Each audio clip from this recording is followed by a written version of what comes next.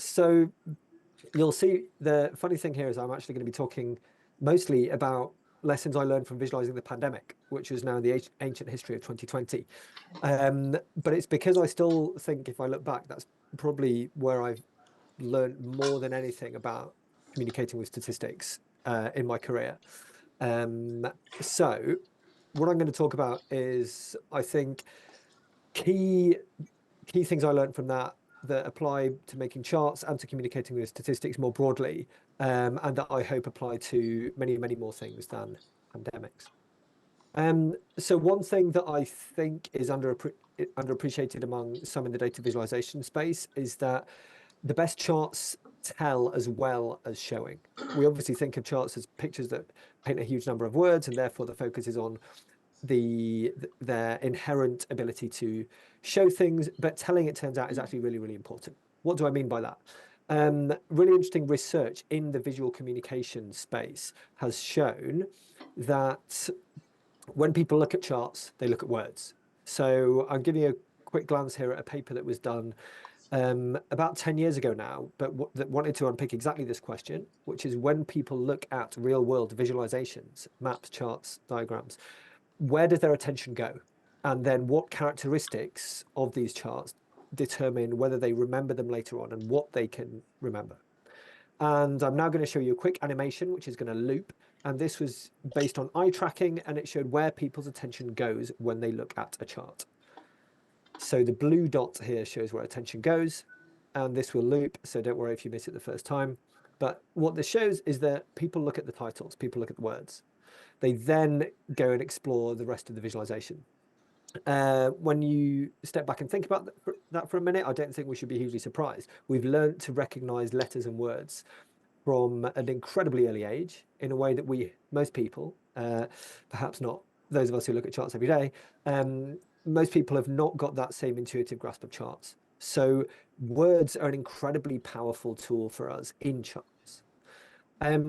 So I want to show you an example of that in the main chart that really kicked off our coverage of the pandemic at the FT. So what you're looking at now is the data visualization, should we say, or the chart indeed, that we put out a week or so before lockdown in the UK to show that countries in Western Europe were indeed on the same trajectory as what we had been seeing further east, or including in Italy, where things had got really bad.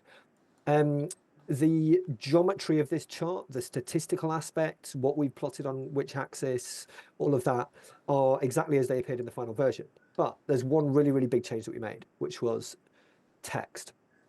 And there were many, many people putting charts out at this time, but I think, and we did user research on this and found that the fact that our title literally answered the question that everyone had at that time made a huge difference to the breadth of people who felt that this was a piece of communication for them.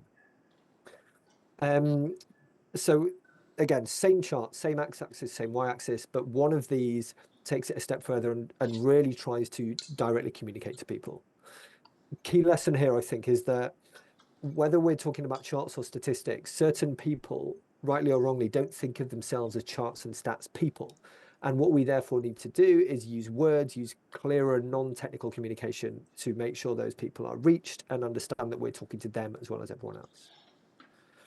And there's another tendency among people in the data visualization statistics space, of which I'm very much one, to go for the smartest and most technically advanced approach rather than something that is necessarily the clearest.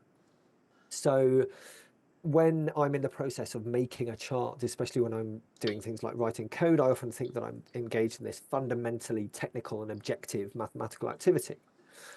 Then I actually publish the chart and see people's responses and realize I was coming at this entirely the wrong way.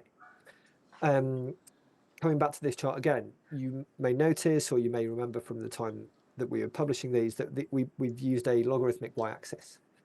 The rationale that we thought we were being very clever about there was to say, well, if you plot logarithmic data, exponential data on a linear axis, it's hard to see what's going on, especially when numbers are small. And we were, of course, at a point where small numbers were nonetheless very important. If you, by contrast, plot them on a logarithmic axis, the data fits the presentation and you can see these trajectories and therefore make life decisions on that basis. But the advantage of spending unhealthy amounts of time on social media is that we got all of these responses. And suffice to say, the average consumer of these charts was somewhat confused, didn't like what they were seeing. But all was not lost. This is a nuanced one. So we shouldn't necessarily just say, okay, fair enough, we were wrong to do this. So what we did was meet people where they were on social media, explain the rationale for plotting this on a plotting exponential data or an exponential axis. We also made a full explainer video talking through what we were doing here and why. And we started to see the effect of that with people then responding to other people and saying, actually, this makes sense. They put that in an explainer video and so on. And that led to one of my favorite charts from the whole pandemic period, which was this one, showing a sharp uptick in Google search interest. And I can't remember if this was UK or global, but it's a pretty massive deal that more than twice as many people started looking up logarithmic scales in March 2020 than before. So the point being, you can bring people along with you. We can use these as opportunities to raise people's statistical literacy, shall we say.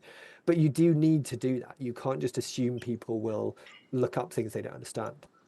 So if in the process of communicating statistics, people are confused, that is ultimately on us as communicators, not on them.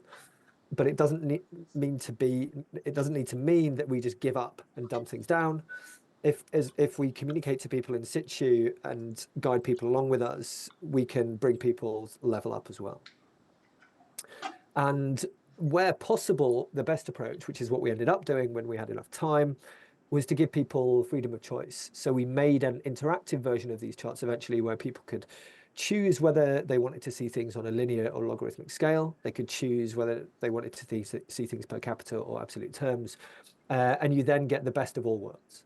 Obviously, making interactive charts is not always an option, especially when we're in the world of PDFs.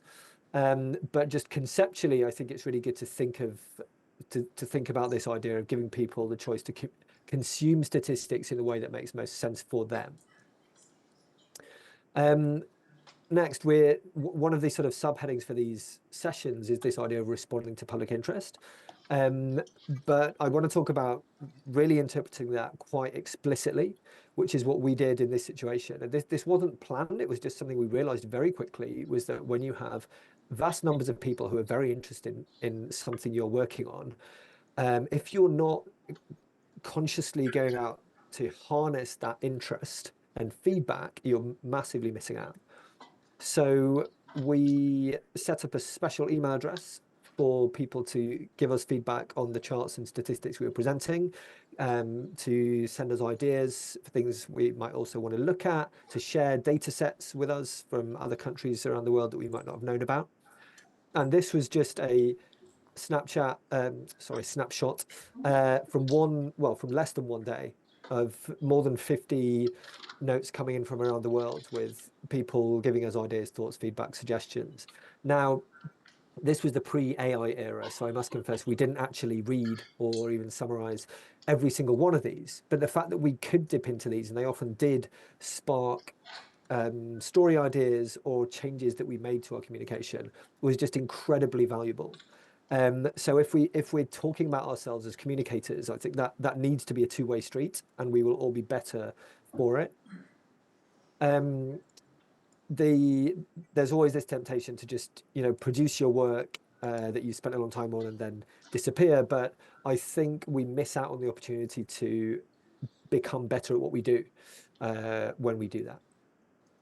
And then another example of this temptation to go for more mathematically complicated and precise way of showing things rather than things that the average person understands.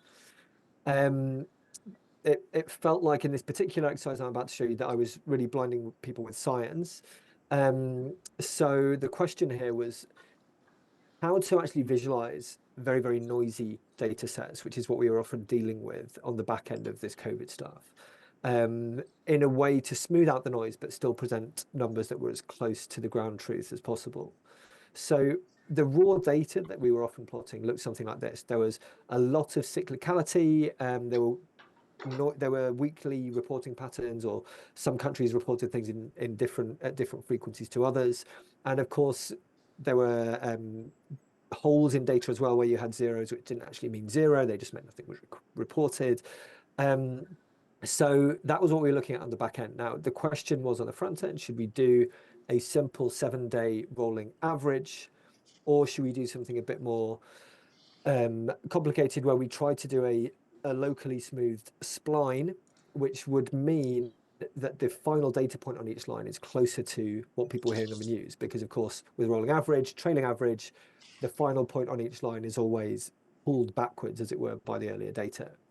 To show you what I mean there, visually, if we plotted how close the final point of each line was to the number that someone heard in the news that day, the spline approach on the right-hand side would have got closer.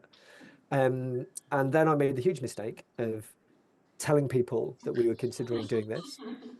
And of course, what I did in the moment when I posted that message was get into jargon and lingo, which immediately caused more confusion than it shed light. So the feedback to this one was essentially data scientists saying splines are great, and normies saying, don't know what you're talking about, rolling average is far easier to understand. So this was another one where, having got all excited about coming up with this neat mathematical solution, we stuck with the rolling average because it was easier for people to understand. And if our goal was to be transparent, clear and comprehensible, the clear best solution was to go with the thing that everyone could grasp. Now, the slightly sort of cynical part of me thinks, well, what if I changed to the spline and just not told anyone? But that's obviously not great for transparency and integrity. And I know from experience of sneakily trying to do that over the years that at some point someone will say, hang on a minute, what's going on here? And then you're never in a great position. So sticking to clearly comprehensible units and concepts, I think, is really, really important. The tangentially related example I want to touch on here, which wasn't from my own work, but it was something that has really stuck with me, was in the organizations that do political polling projections for US elections. So organizations like 538 that some of you might know, or various news organizations like the New York Times. Something really interesting has happened to how electoral projections are communicated visually and statistically in the US, which was that in 2016, everyone spent weeks looking at line charts which showed the blue line ahead of the red line. And then Donald Trump won. And everyone got rather upset by this, and got rather upset at the polls, at the polling aggregators, at everything like that. And the really interesting thing that happened is, if you look at those same outlets, projection pages online for the 2018 midterm, the 2020 election, and so on, what you see is fewer data points, certainly fewer decimal points, and more words. So instead of saying, for example, there was a 66% chance of Hillary Clinton winning in 2016 and 34% of Trump, it was worded as roughly 2 in 3 chance, roughly 1 in 3 chance, that kind of thing. And there was a lot less backlash or discomfort with that approach of showing things. So to bring that into everything I've been saying, one key takeaway here, I think, is that one of the best ways to make numbers clearer is to use words. Another is that we should always try to anticipate things that might confuse someone in our work. And then if we think it's still worth presenting something that way, then we should at least try to provide an explanation in situ, so that people are not left scratching their head. They maybe scratch their head once and then read the small print and realize what we're trying to do, or read the explainer for why we've used a certain statistical concept. We should also stick around in the conversation that our work prompts instead of just publishing and vanishing. Everyone benefits from that, and we do better work going forward.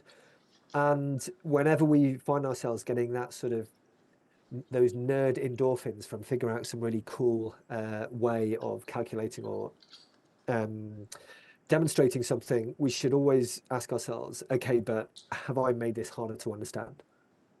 So that is the whistle-stop tour of the main lessons we learned back in 2020, 21, and 22, but we still try to apply these every day.